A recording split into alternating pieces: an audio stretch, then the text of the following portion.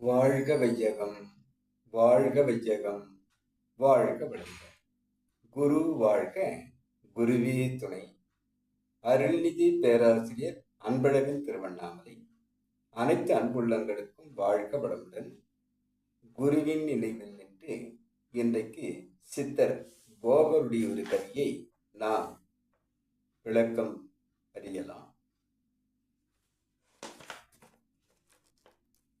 தானென்ற ஆஞ்சையை தாண்டி அப்பால் தனித்ததோர் 8 விரல் மேலே கேடு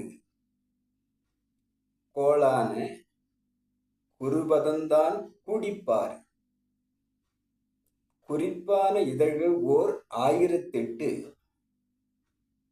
ஆசான நடுமையும் ஐங்கோணமாகும். ஆகாரமுடு உகாரமுடு மகாரமாகும். நானான நாதமுடு விந்து ஐந்தும் நலந்த ஐங்கோணத்தில் நிற்கும் பாரே. வாழ்க வளமுடன். தானென்ற ஆங்கையை தாண்டி அப்பால் தான் யார் என்பதை அறிந்து கொள்வதற்கான ஆன்மீகத்தின் நுழைவாயிலாம் ஆக்கினையில் மனதினுடைய மூலமான உயிரை உணர்வதாக தெய்வீக மகாசக்தி குண்டலினியை கொண்டு வந்து ஆஞ்ஞையை, அந்த ஆஞ்ஞனா சக்கரத்தை எழுச்சி பெறச் செய்து அதையும் தாண்டி அப்பால் தனித்ததோர் 8 விரல் மேலே கேடு.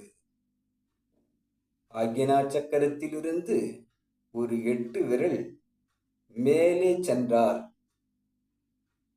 கோளான குரு பதந்தான் கோள வடிவத்தில் இருக்கக்கூடிய அந்த இடம் உச்சி நடுமையம் குருபதந்தான் கூடிப்பாரு. அறிவில் மனம், உயிர் இவை இரண்டும் மூலாதாரத்திலிருந்த அந்த ஆன்மாவிலிருந்து புறப்பட்டு அறிவார்த்தமாக அறிவு செல்களில் பயணிப்பதாக 8 விரல் மேலே கேளு அங்கு சென்று கோளான குருபதத்தில் கூடிப்பாரு. துரியத்தில் அழுத்த உணர்வை நன்றாக பிடிபடச் செய். இதைத்தான் குருமகான் வேதாத்ரி அவர்கள் துரியத்தில் யாரெல்லாம் நீடித்து நிலைத்து தவம் இயற்றுகிறீர்களோ அவர்களுக்கு துரியாஜீதம் பிடிபடும் என்று கூறும் அந்த குறிப்பு. குறிப்பான இதழ்கள் ஓர் 1008 இதழ்களை கொண்ட அந்த தாமரை மொட்டுக்கள் மலர்வதாக, மலர்ச்சி பெறுவதாக அது மாறும். உச்சிகளே நீ சென்றால் உடனே காணும் ஓர் அதிசயம் என்பார் குரு. மேலை பதிதனிலே என் விளையாட்டை காணேனோ கண்ணம்மா என்று அழுங்கினி சித்தர் கூறுவார்.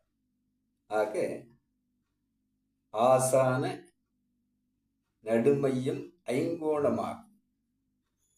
இந்த ஆசனம் மூலாதாரத்திலிருந்து 5 கோணங்களாக சுவாதிஷ்டானம், மணிப்பூரகம், அநாதகம், விசுக்தி, ஆக்ஞனை என்று பயணித்து துரியம் வந்தால் ஆசான நடுமையம் ஐங்கோணமாகும். ஆகாரமுடு இந்த உடலில் அகத்தவம் ஏற்று உகாரமுடு உயிர் சக்தியை பெருக்கிக் கொண்டு அளப்பரியதான குண்டலின் தெய்வீக மகாசக்தியாக்கி மாகாரமாகும். அனைத்திற்கும் மூலமாக இருக்கக்கூடிய அந்த மகேஸ்வரனுடைய சக்தியை நாம் உள் உணர்வாக பெறுவதாக சென்றார். நானான நாதமுடு நாமாக வந்திருக்கக்கூடிய பெண்களுக்கு நாதம் என்றும் ஆண்களுக்கு வித்து என்றும் சொல்லக்கூடிய இந்த ஐந்தும் கலந்த ஐங்கோணத்தில்